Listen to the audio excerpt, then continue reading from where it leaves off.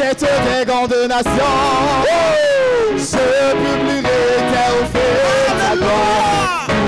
L'honneur de ton nom élève-toi. Élève-toi. Hey, alors, que ton règne. Sur la terre. Parmi nous. Élève-toi.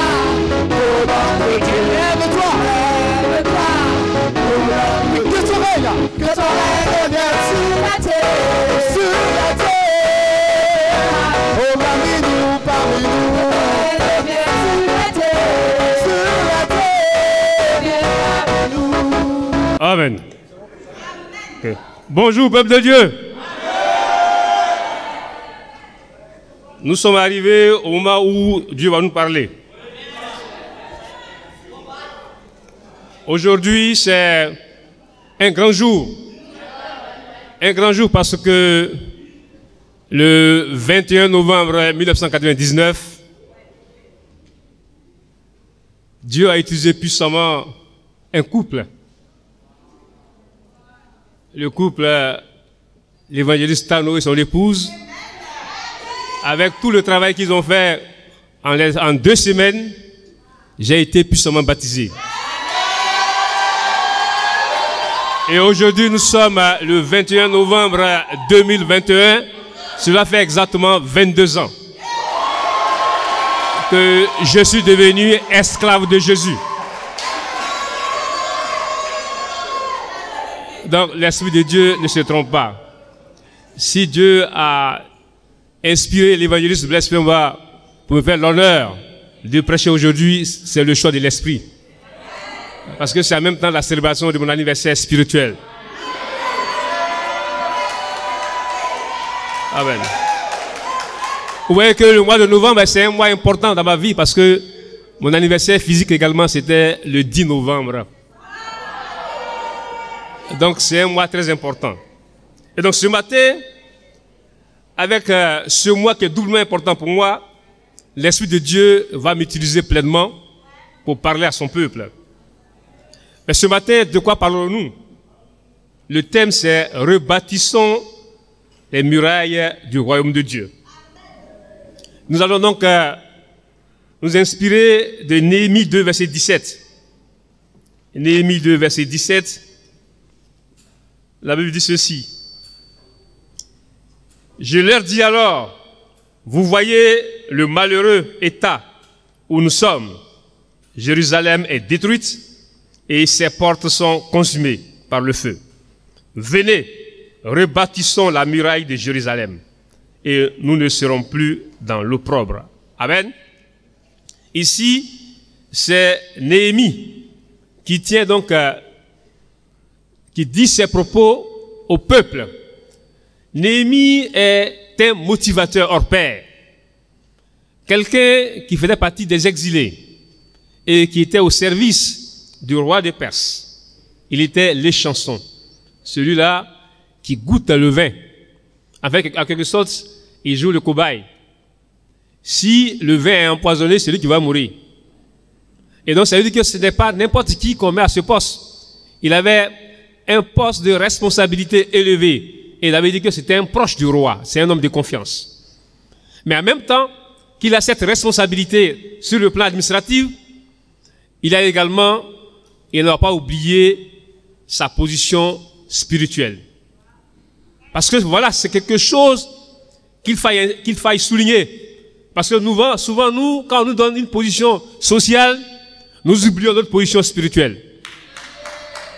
Nous oublions même que la place que nous occupons sur le plan social ou bien administratif, c'est utilisé pour glorifier le nom de Dieu.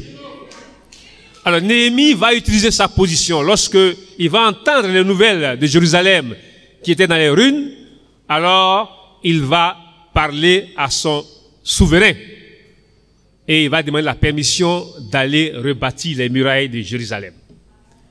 Et bien entendu, lorsque tu as prié, lorsque ton projet s'inscrit dans le projet de Dieu, si c'est pour glorifier Dieu, Dieu ouvre les portes.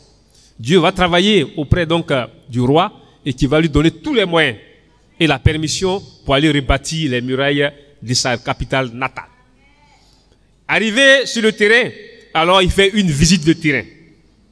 Et il se rend compte effectivement que la ville est vraiment, la muraille est en ruine. Et lui-même il l'a vu. Et il vient devant le peuple. Il leur tient un discours pour les motiver et les amener eux-mêmes à prendre la décision de rebâtir. Lorsqu'il a exposé la situation, le peuple a dit, levons-nous et bâtissons. Nous sommes déjà à 1 mois et demi de la fin de l'année. Le diable également est en train de travailler.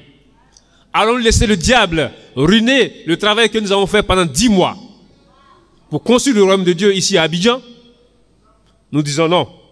Mais pour cela, toi et moi, nous allons nous lever et nous allons rebâtir les murailles de l'église ici à Abidjan. Nous savons que quand on parle de rebâtir la muraille, il faut tenir compte parce que l'ennemi cherche à faire des failles. Mais vous savez que l'église est structurée bien sûr en église de maison. Les différentes églises de maison, si elles ne sont pas motivées, encouragées et défiées, certaines vont être les brèches par lesquelles le diable va passer pour ruiner, pour faire tomber vraiment le royaume. Mais comme le royaume est l'œuvre de Dieu, alors Dieu va toujours susciter des hommes pour pouvoir colmater les brèches. Tu vas être le Néhémie ici, dans ton quartier, dans ton église de maison. Concernant le contexte historique, déjà après la mort du roi Salomon, le royaume d'Israël a été divisé en deux, le nord et le sud, et les Assyriens vont envahir le royaume du nord et déporter les populations, et aussi avec les différentes mises en garde des populations au sud, n'ont pas pris la mesure, la pleine mesure, ont aussi cédé aussi dans le péché, et Dieu va également permettre que eux aussi soient envahis par Babylone. Et la ville est détruite, et les murs sont détruits, et le temple est détruit, et on déporte la population à Babylone.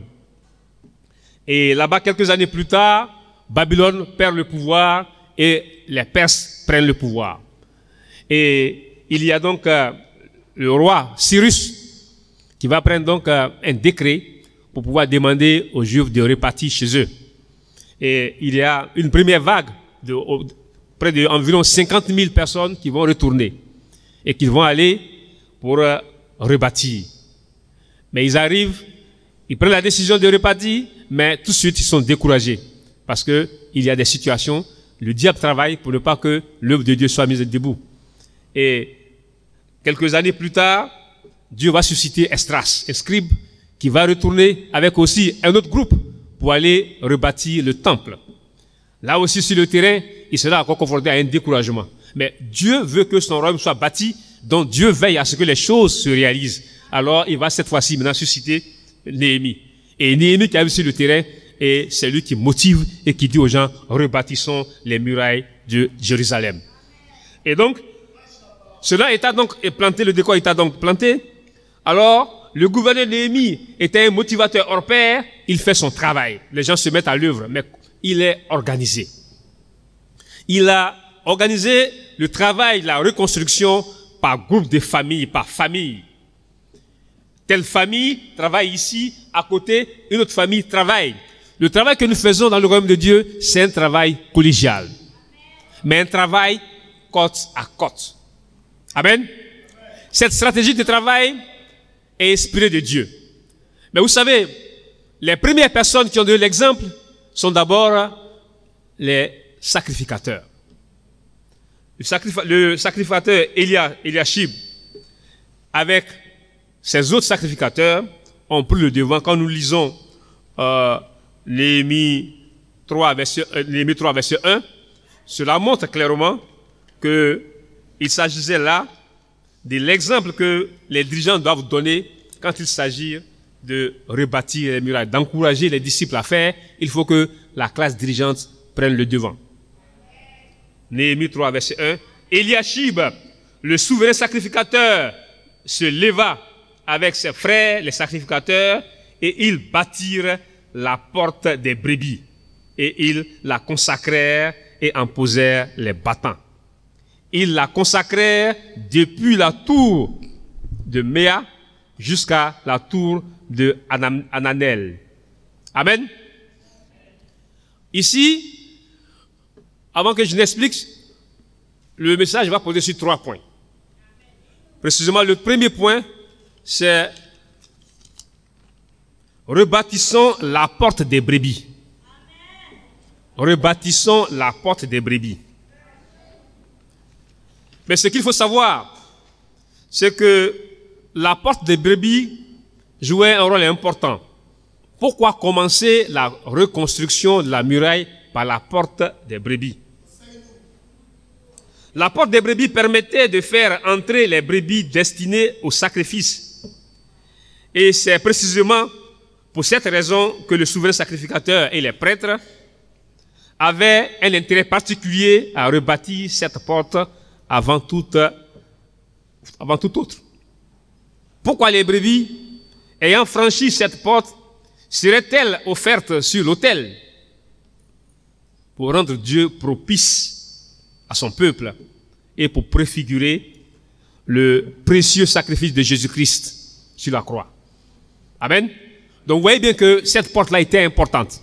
Voilà pourquoi le sacrificateur lui-même se lève avec les autres sacrificateurs pour commencer à rebâtir la muraille, à bâtir la porte des brebis. Lorsque cette porte a été maintenant construite, a été achevée, alors les autres maintenant vont se mettre famille par famille à côté pour s'occuper des différents compartiments de la muraille.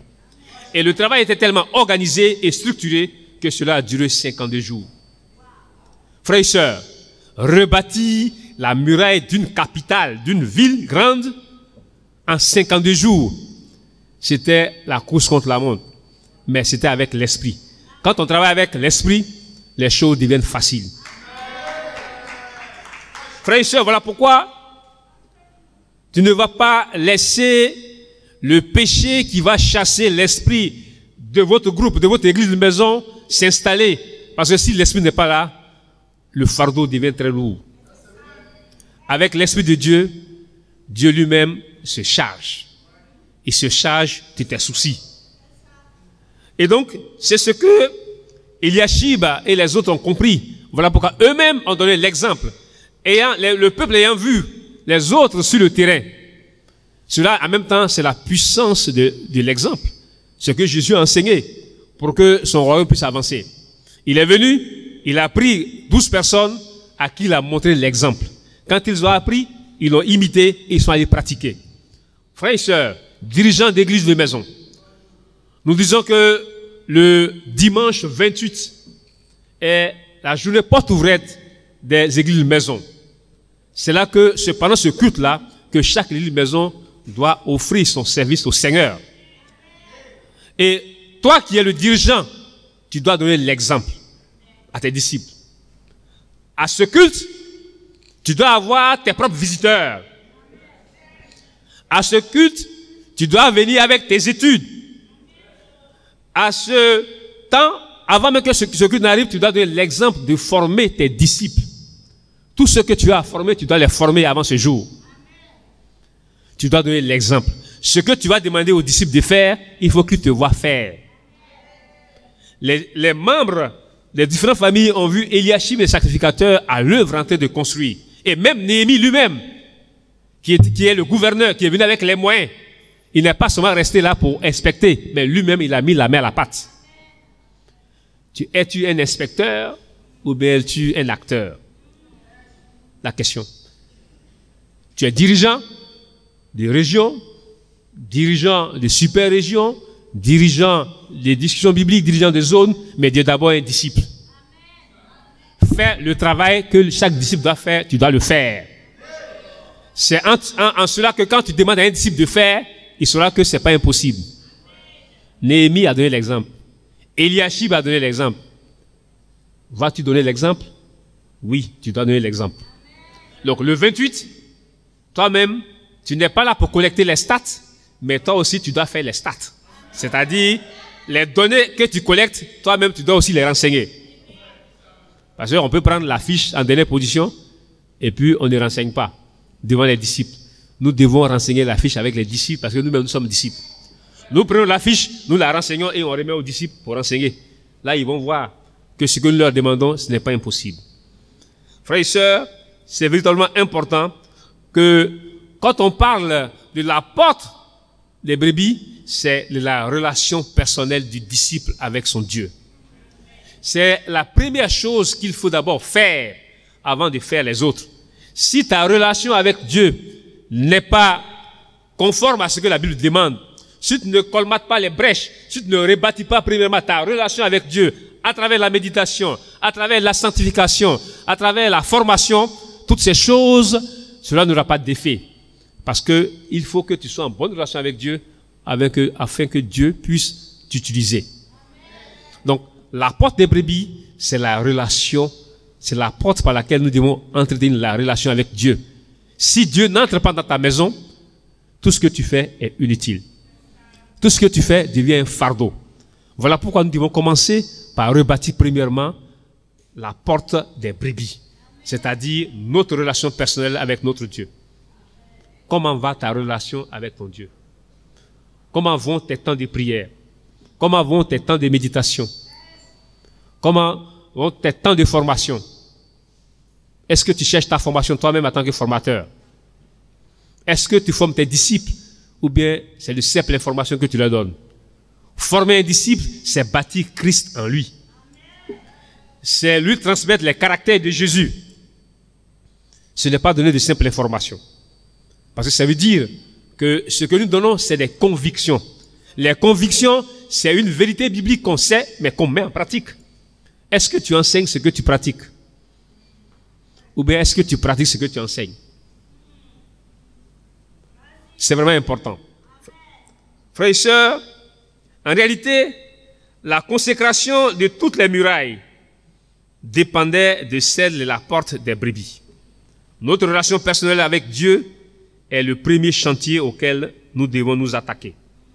Si nous voulons réussir la reconstruction des murailles du royaume de Dieu, commence d'abord par ta méditation et un temps avec Dieu. Mais ce temps ne peut pas réussir si tu n'es pas dans la sanctification. Parce que le péché nous sépare de Dieu. Si tu es dans le péché, malgré ta bonne volonté, des bonnes initiatives, cela n'apportera rien. Tu aboutiras au résultat zéro. Parce que Dieu n'est pas dedans. Tu as un bon plan, mais avec quel cœur réalises-tu ce bon plan?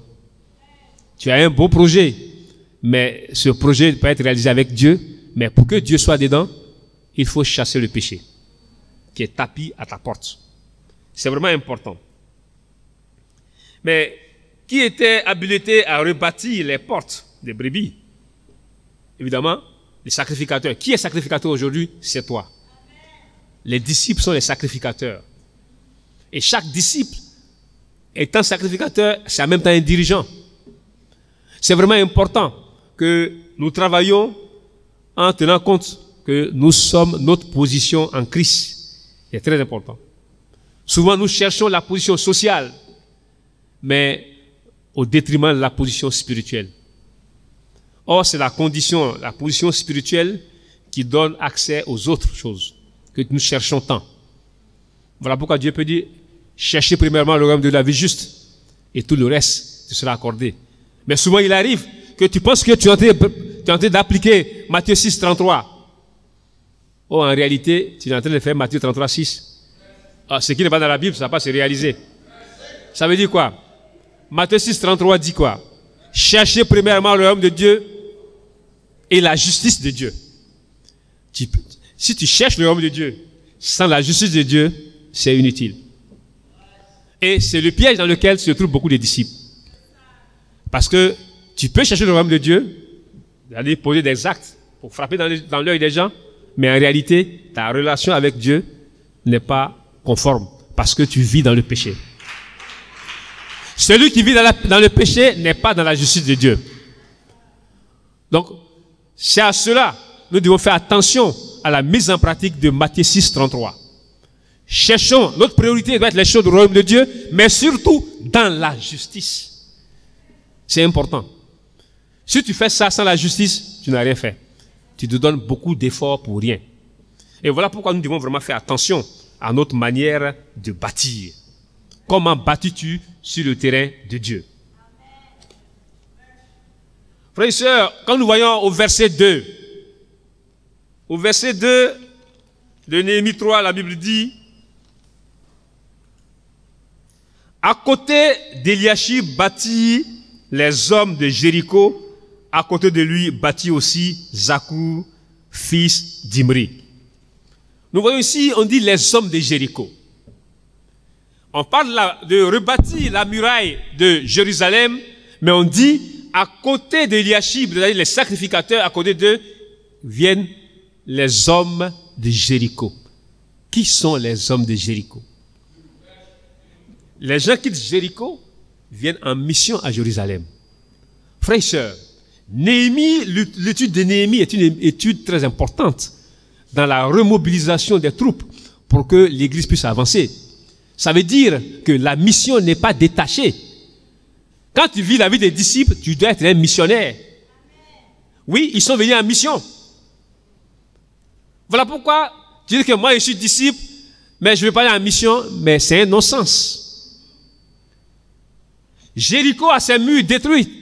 Nous savons pas que Jéricho, les murs se sont écoulés avant que Jéricho ne soit pris.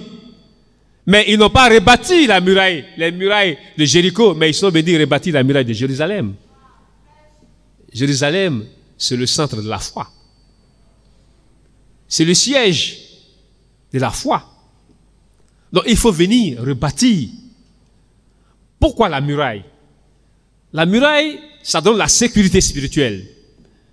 Parce que là, les brèches étant colmatées, le diable n'a plus le temps. N'oublie pas que 1 Pierre 5, verset 8 dit que le diable rôde autour, cherchant quelqu'un à dévorer, cherchant quelqu'un à faire tomber dans la foi. Dans ces derniers temps, nous devons comprendre que nous devons faire attention parce que le diable est très rusé. Il sait comment les prédateurs attaquent.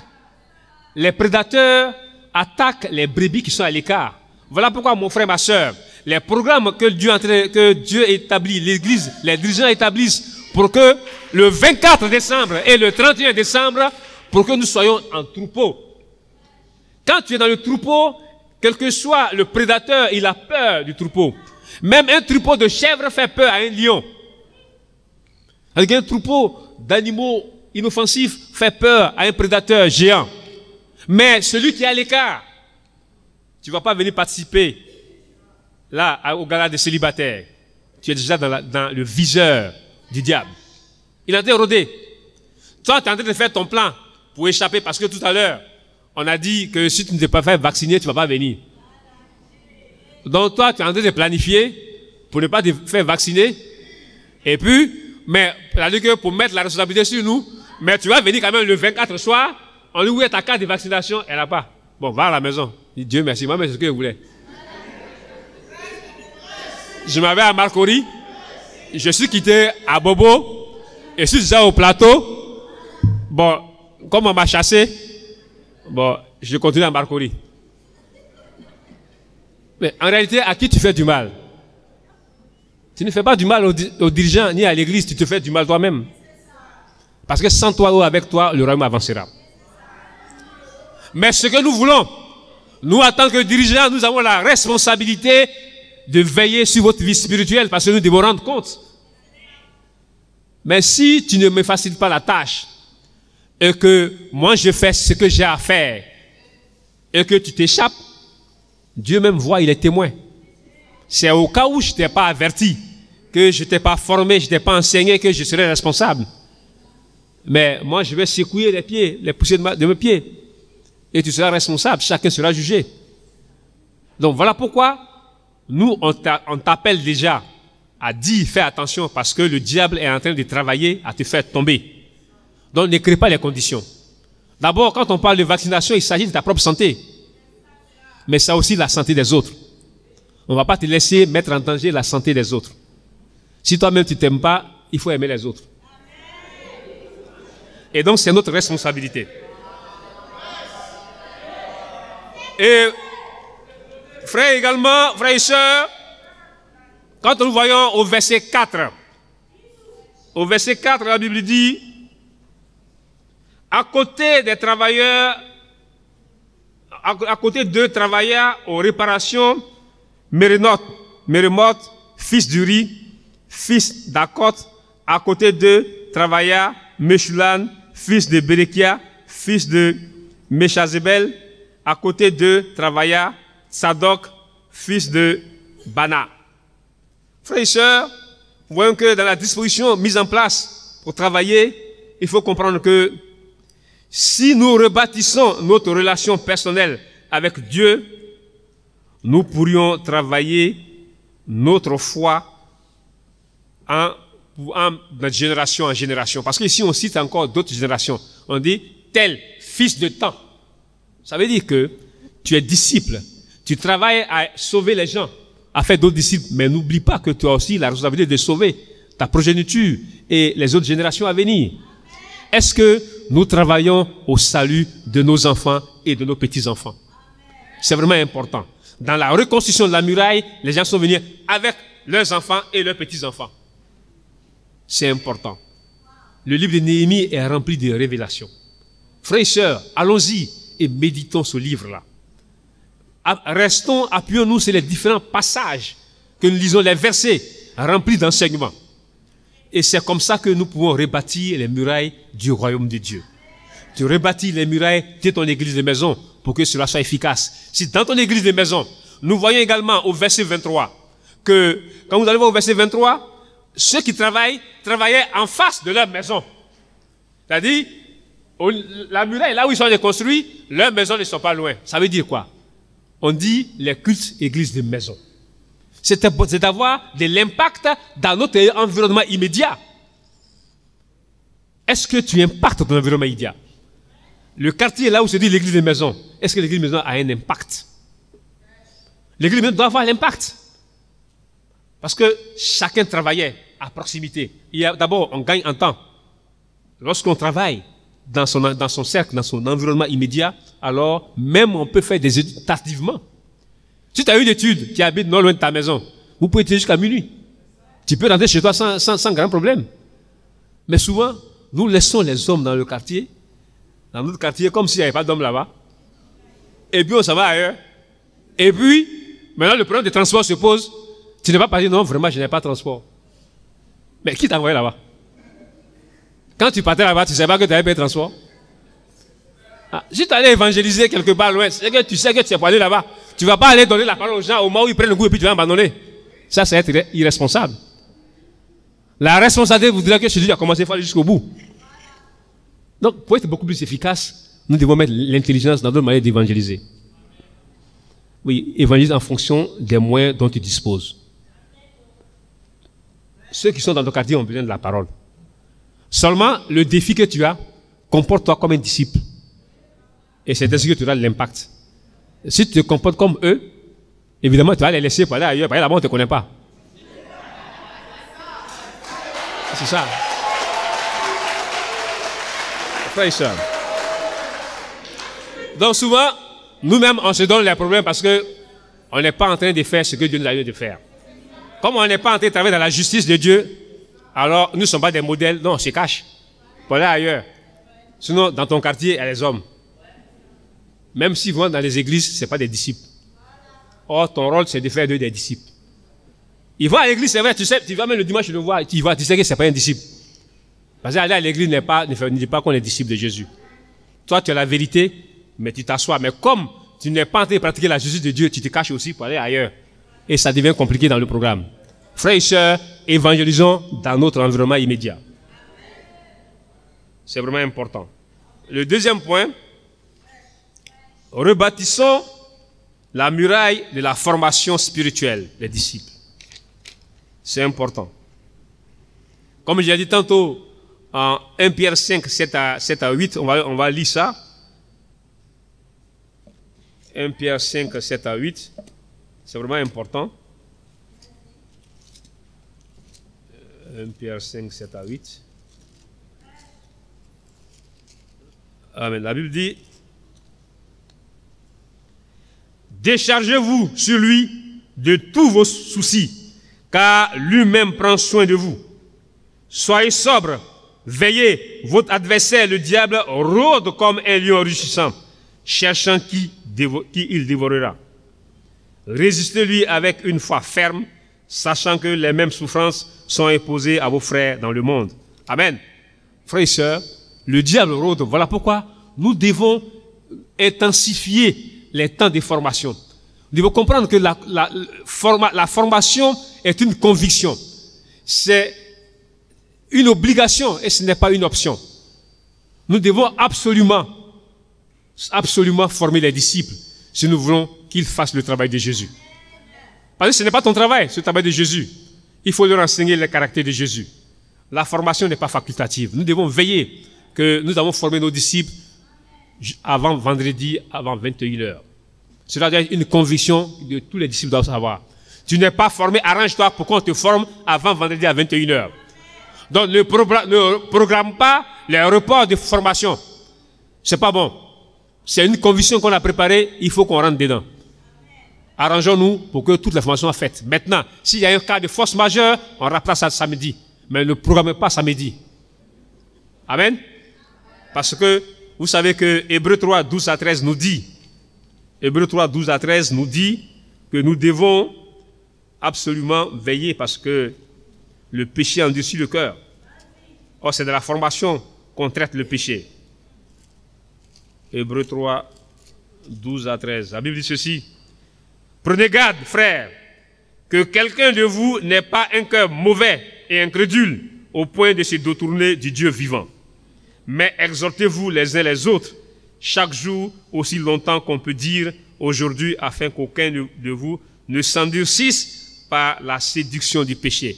Le péché est un grand séducteur et c'est quelque chose qui endurcit le cœur. Quand le cœur est dur, n'importe quel verset biblique qu'on va lire, ça glisse. Là, dans ce cas-là, ton cœur est grave. Alors que quand le frère même prend le passage, toi-même tu complètes. Alors que tu es en train de dire que ce que tu as dit là. Je sais déjà. Ce que pour toi là, ton cœur est devenu maintenant une carapace de tortue.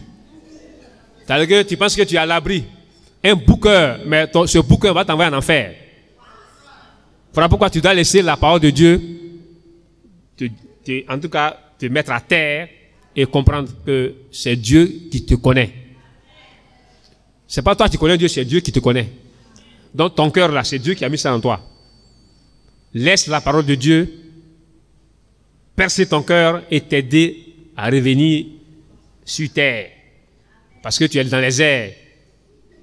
Tu penses que on ne te voit pas, tu penses que Dieu ne te voit pas, et puis tu planifies des choses contre le royaume de Dieu. Mais ce que tu es en train de faire, tu es en train de faire ça contre toi-même. Donc c'est vraiment important. Troisièmement, rebâtissons la muraille de la ponctualité et de l'assiduité. Acte 2, 42. Frères et sœurs, vous savez, même dans le monde, le retard, c'est pas bon. Quand toi-même tu es en retard, non seulement tu es en sueur, parce que quand tu cours, tu viens, tu n'es pas tranquille. Quand tu es à soi-même, tu commences à suer parce que tu n'es plus connecté, tu es paniqué. Si le monde n'accepte pas, ce n'est pas le royaume de Dieu qui va accepter. Voilà pourquoi nous devons comprendre que, en Acte 2, verset 42, quand les disciples ont été baptisés, les premiers disciples, la Bible dit, ils persévéraient dans l'enseignement des apôtres. Ils étaient réguliers aux différentes rencontres de l'Église pour écouter les enseignements. Donc, ils étaient là, à l'heure, pour entendre le message que Dieu devait leur délivrer. Et ils étaient assidus. C'est-à-dire que, mi-semaine, ils sont là, et eux-mêmes, c'était chaque jour. Eux là, leur standard, c'est chaque jour.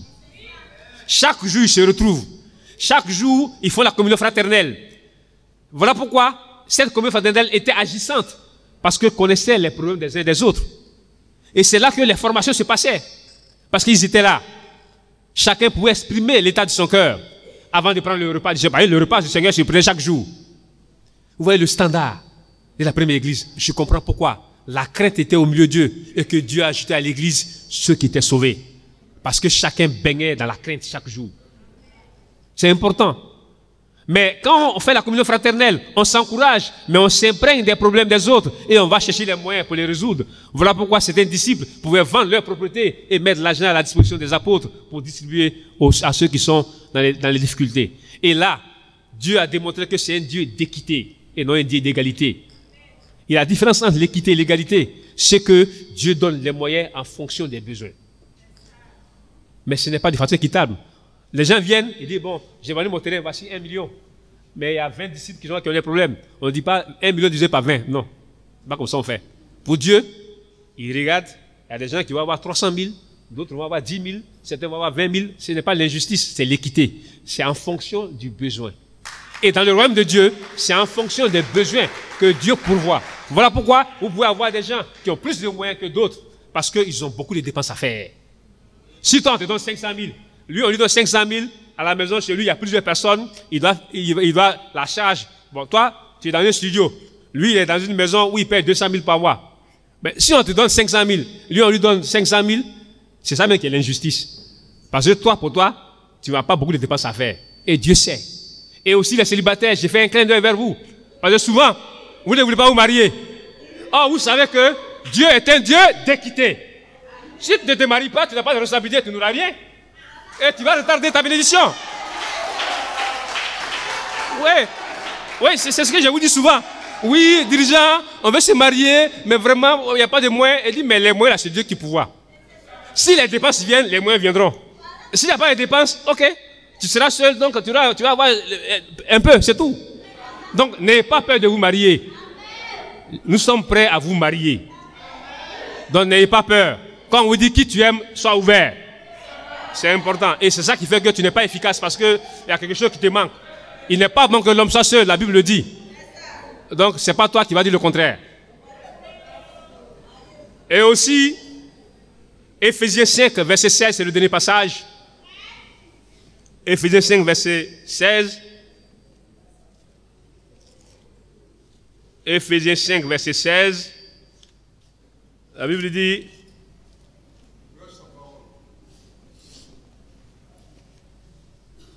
Amen. La Bible dit, rachetez le temps, car les jours sont mauvais. Frères et sœurs, est-ce que nous savons que les jours sont mauvais? Que le diable manigance, le diable est en train de travailler pour te faire tomber, pour te faire perdre ce que tu as pu préserver pendant plus de 20 ans, 22 ans, 30 ans pour certains, 5 ans, 1 mois, 2 ans pour d'autres. Le diable veut t'arracher cela. Rachetons le temps. Donc, le retard.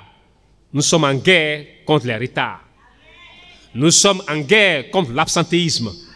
Frères et sœurs, nous devons prendre l'habitude d'abandonner nos assemblées. Nous devons être présents parce que nous devons participer à l'œuvre de Dieu.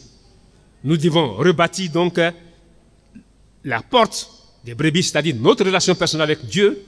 Nous devons rebâtir la muraille de la formation parce que c'est sur le cœur que la formation agit et que c'est sur le cœur que le diable agit pour te faire tomber et nous voulons que ton cœur ne soit pas endurci par le péché. Et donc, dispose-toi à la formation. Nous devons rebâtir la muraille de l'assiduité et de la ponctualité parce que le diable utilise ces moments pour nous faire perdre les messages que Dieu prêche ici. Si tu viens en retard, mais si tu n'es pas là, tu ne vas pas écouter ce que Dieu a prévu pour toi et que tu n'auras pas la bénédiction prévue. Je vous aime beaucoup. Que Dieu vous bénisse.